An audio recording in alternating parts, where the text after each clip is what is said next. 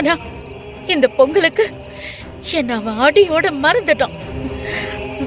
அந்த நல்ல நாள் அதுமா நான் எவ்வளவு வேதனைப்பட்டேன்னு எனக்கு மட்டும்தான் தெரியும். ஒரு தாயையும் பிள்ளையையும் பிரிச்ச பாவத்துக்கு அவளை கொடூரமா தண்டிக்கணும்னு இருக்கேன். அதுக்கு உங்க உதவி தேவைன்னுதான் உங்களை இங்க வர வச்சேன். சொல்லுங்க, நான் எந்த வகையில உதவி செய்யணும்? நான் எதிர்பார்க்கறதெல்லாம் ஒன்னே ஒண்ணுதான். அந்த கயலை மானபங்கப்படுத்தணும்.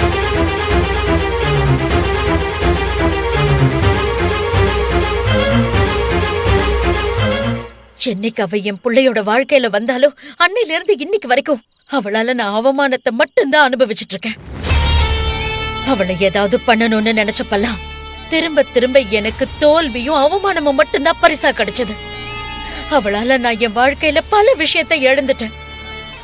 அவ என்ன கை நீட்டி அடிச்சப்போ என் மரியாதையை இழந்தேன்.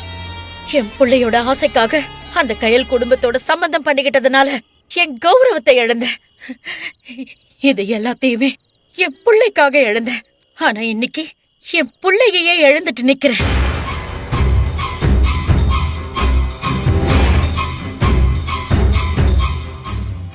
அதுக்கெல்லாம் காரணமானவளை என் புள்ள வெறுக்கணும்.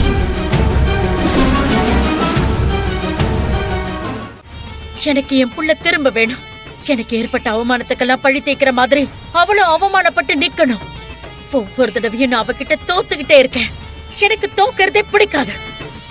அத கூட நான் தாங்கிப்பேன். நான் ஆசையா வளர்த்த என் புள்ள என்ன மொத்தமா தூக்கி எறிஞ்சிட்டு அவதான் முக்கியம்னு போயிட்டான். என்ன மாதிரி நீங்களும் அந்த கையில அழிக்கணும்னு கொலவெறியில தான் சுத்துறீங்கன்னு எனக்கு நல்லாவே தெரியும். அவளை ஏதாவது ஒண்ணு பண்ணணும். நல்ல ஐடியாவா சொல்லுங்க. மேடம், உங்க புள்ள என்கிட்ட மண்டபத்துல பிரச்சனை பண்ணி நான் போலீஸ் கிட்ட மாட்டாம இருந்திருந்தா இந்த கல்யாணமே நடந்திருக்காது. எல்லாத்துக்குமே காரணம் உங்க பையன்தான். உங்க பையங்கிற காரணத்தால மட்டும்தான் அவனை விட்டு வச்சிருக்கேன். ஆனா நான் அந்த கையில எக்காரணத்தை கொண்டும் விடவே மாட்டேன். அவ இப்ப கூட மானந்தான் அவளோட உயிரா நினைச்சு வாழ்ந்துகிட்டு இருக்கா. அதனால அவளோட மானத்தை வாங்கிட்டா அவ உயிர் போன மாதிரி தானே.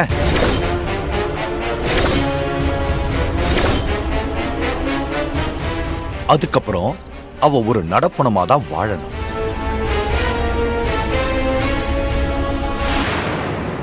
உங்க பையனும் அவ வேணான்னு ஒதுக்கி விட்டு உங்ககிட்ட திரும்ப வரத்துக்கும் வாய்ப்பு இருக்கு. ஆனா கௌதம், இதெல்லாம் எப்படி நடக்கும்? இதெல்லாம் சாத்தியமா? மேடம், ஜெயிலுக்குள்ள இருந்த ஒவ்வொரு நிமிஷமும் அவளை எப்படிலாம் பழி வாங்கணும்னு பல திட்டங்களை யோசிச்சு வச்சிருக்கேன். அதுல ஒன்னே ஒண்ணு நான் செயல்படுத்த போறேன். அது என்னன்னா,